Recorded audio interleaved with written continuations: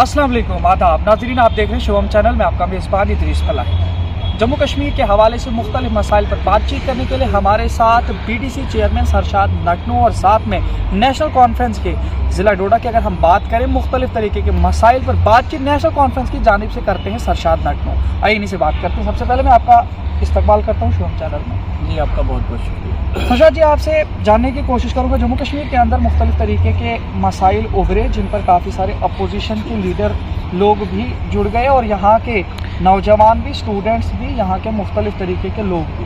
अब देखना यह है कि जम्मू कश्मीर के अंदर जो भी ये सारी चीज़ें हैं, चाहे एपटेक कंपनी का यहाँ पे मुख्तलिफ तरीके से स्टूडेंट्स का तजाद हो या दूसरी जितनी भी यहाँ पे मुलाजमीन हैं उनके उजरतों के हवाले से, उनके मुस्तकिली के हवाले से काफ़ी सारे मसाइल उभरे। इन तमाम चीज़ों को आप किस तरह से देखते हैं? देखिए, सबसे पहले तो ये बहुत बड़ी बदकिस्मती है अगर मैं आपको बताता चलूँ कि जो एपटेक को उसको पूरे देश के अंदर जो है बैन किया गया और हमारे जम्मू कश्मीर में उसको कंट्रैक्ट किया गया हमारे बच्चों का मुस्तकबिल के साथ खिलवाड़ के लिए। ये तो बड़ा अनफॉर्चुनेट है। इसके ऊपर हमने वक्तन फ़क्तन बात भी की और आप जब हमारे बच्चे सड़कों के ऊपर थे तो हम भी उनके साथ शाना बशाना खड़े रहे।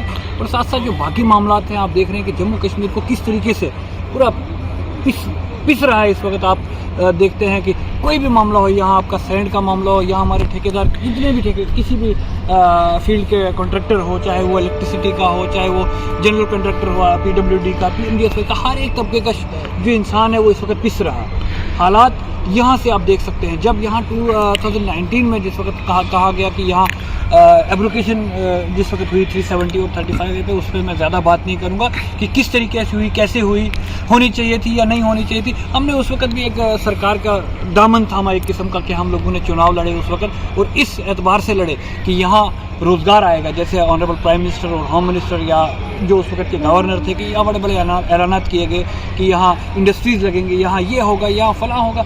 बदकिस्मती है कि अभी तक कुछ भी नहीं हुआ।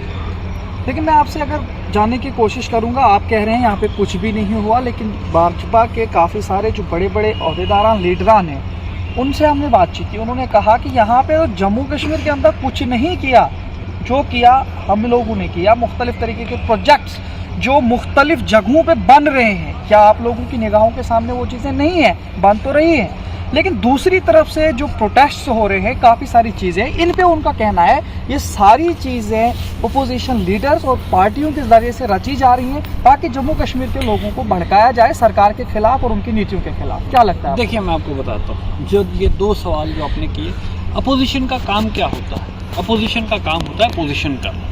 और दूसरी जो आप कह रहे हैं कि इनके प्रोजेक्ट्स, मुझे आप ही लेकिन जो प्रोजेक्ट्स अभी बन रहे हैं, नेशनल हाईवेज पे काम लगा हुआ है, जो टनल्स हैं, बाकी सारी चीज़ें, आप मुझे बात कंप्लीट करने देंगे तो मैं जवाब दे दूंगा। जितने भी प्रोजेक्ट्स हैं इनिशिएट जो हुए हैं वो पहले से प्रोजेक्ट्स बने हुए थे। अभी इन लोगों ने अगर उसको काम कर रहे हैं, ये हर डेवलपिंग कंट्री के अंदर, जहाँ डेवलपिंग कंट्री होती है वहाँ ऐसा होता है कि जब भी सरकार चेंज हो जाती है या आपका सरकार के अंदर दूसरी सरकार आती है तो उन्होंने जो प्रोजेक्ट्स बने होते हैं वो तो काम करने होते हैं ना। पिछले 8-9 साल के से तो इन्हीं के पास कमान है यहाँ जम्मू कश्मीर के अंदर, और इनका ये दावा करना कि एक आध काम के ऊपर बोलना कि जनाब हमने अंबार लगा दिए कामों के। मुझे वहाँ लेके चलता हूँ जब 2014 के अंदर ऑनरेबल हमारे प्राइम मिनिस्टर साहब ने 14 से पहले जब इलेक्शन की कैंपेन में उन्होंने कहा था कि हर गरीब को 15-15 लाख मिलेंगे, क्या वो मिले? उसके बाद जिस वक्त ये कहा गया कि यहाँ हम एब्रोगेट करेंगे आर्टिकल को, किस तरीके से किया ये मैंने पहले भी कहा कि इस डिबेट में जाना नहीं चाहता हूँ। उसके बाद कहा गया कि यहाँ बहुत इंडस्ट्रीज आएंगी, यहाँ जवान जो है नौजवान को रोज़गार मिलेगा, यहाँ तरक्की होगी। मुझे एक जगह आप दिखाइए कि कौन सी तरक्की हुई है, क्या तरक्की हुई है? क्या आप ये नहीं देखते हैं कि यहाँ का नौजवान सड़कों के ऊपर है? क्या आपने ये नहीं देखा? ये तो पहली बार हमने जम्मू कश्मीर के अंदर देखा कि सरकार के अपने मुलाजिम सरकार के खिलाफ प्रोटेस्ट पे बैठे। आपने पटवारीज देखे कितनी बार प्रोटेस्ट पे, गालबन 2-3 बार जो पटवारी साहिबान जो है वो आपके प्रोटेस्ट के ऊपर बैठे।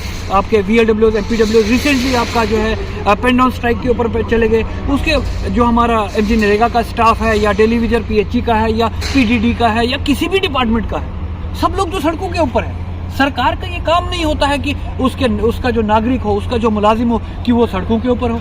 सरकार इसलिए होती है कि वो अपने अवाम को फैसिलिटेट करती है, उनका प्रोटेक्शन देती है, उनको उनके काम करती है, उनको सहूलियत पैदा करती है। ये तो नहीं होता है ना काम कि आप जो है बुलडोजर बाबा चला दे, आप जो है क्या कहते हैं जुल्म कर दे, आप जो है डिक्टेटरशिप चलाए, ये तो सरासर ज्यादती है। लेकिन आपको क्या लगता है कि इस पूरे मामले पर बीजेपी का क्या रोल रह सकता है या रहा होगा?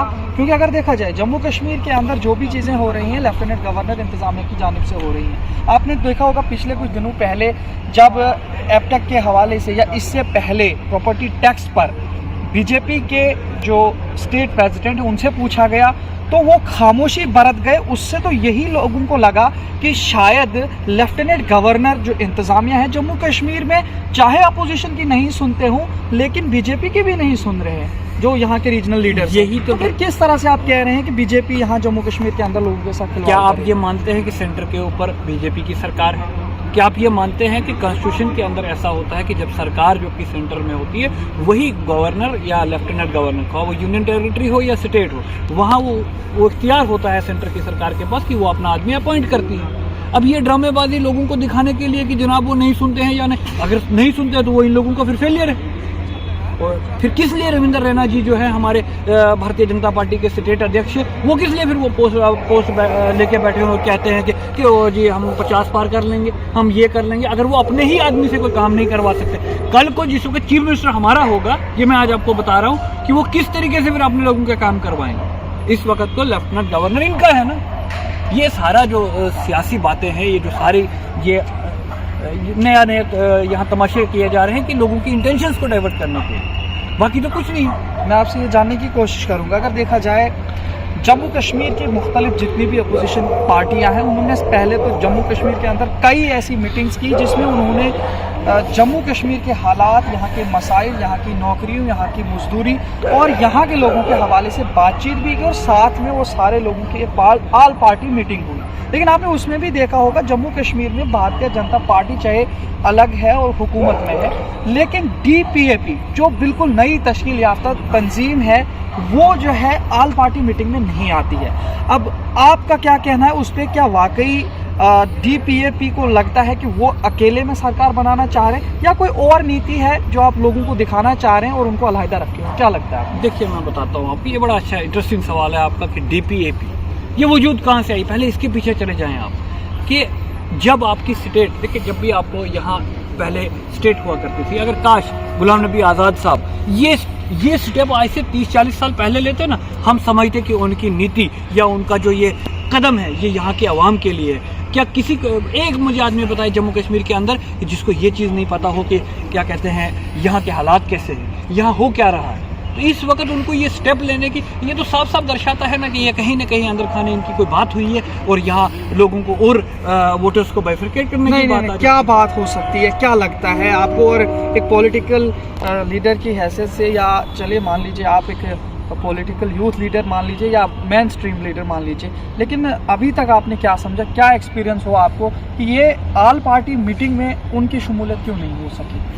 साफ लफ्ज़ों में मैंने आपको कहा कि इनकी कहीं ऊपर बात हुई है और वहाँ से आके यहाँ पे ये कर रहे हैं कि यहाँ बाइफरकेट कर रहे हैं वोटों को, और तो कुछ नहीं है ना। मुझे आप ये बताइए पहले ये, लेकिन आपको नहीं लगता है कि जिस वक्त DPAP जम्मू कश्मीर में बन रही थी और जम्मू कश्मीर के अंदर जब यहाँ के लोगों ने जिस तरीके से काफ़ी सारा उनको पहले तो वेलकम वगैरह किया, आप ही की तंजीम के जो सदर डॉक्टर फारूक अब्दुल्ला साहब उन्हें खुद इस्तकबाल के लिए जा रहे थे और आज DPAP जो है आपके उन सभी लोगों के साथ शराकत नहीं कर रही और अब आप लोग उनको टारगेट बना रहे हैं। खुद तो पहले इस्तकबाल कर रहे थे। इस्तकबाल हमने किस चीज़ के लिए किया था? हमने ये सोचा था कि शायद इनको जम्मू कश्मीर के आवाम की दर्द आन पड़ी है कि शायद ये कोई ऐसा फैसला लेके आ जाएंगे। तो मतलब इससे पहले बेदर्द थे सारे लीडरान, अब दर्द शुरू हो गया। DPAP की हम बात करें, सारे लीडरान की बात नहीं कर रहे हैं। DPAP का देखिए, मैं आपको फिर वहीं लेके चलूंगा कि अगर एक जगह कोई चीज़ जम्मू कश्मीर के अंदर जैसे पहले हालात थे, जहाँ स्टेट थी, यहाँ जो पॉलिटिकल अफेयर्स जो थे वो टोटली डिफरेंट थे ना, जो डायनामिक्स यहाँ के थे वो टोटली डिफरेंट थे। आपको ज़रूरत क्या पड़ती है? पहले बुखारी साहब ने एक पार्टी बना दी, फिर जब वो नहीं चला, वो सोचा 6-7-8 महीने चला कि जी अब बुखारी साहब पता नहीं क्या कर देंगे।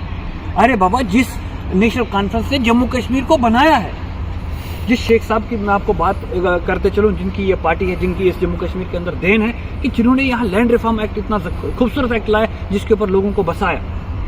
जिस शेख साहब ने यहाँ, अब मैं आपको अपने चिनाब वेले की बात करूंगा कि हम बुजुर्गों से सुनते हैं कि हमारा डिस्ट्रिक्ट उधमपुर हुआ करता था, हमारी तहसील रामबन हुआ करती थी, कहाँ मड़वा दक्षिण, कहाँ वो आपका गोल, कहाँ आपका क्या कहते हैं गुंदना भलेसा, आपका कहरा देसा, आपका दाली उद्यानपुर, वहाँ से लोग तहसील अपना पटवारी के पास जाते थे जनाब रामबन में, दिनों लगते थे, कई दिन लगते थे, रोड कनेक्टिविटी नहीं थी, अब के बाकी चीज़ें नहीं थी, वो तो नेशनल कॉन्फ्रेंस ने दिया है ना।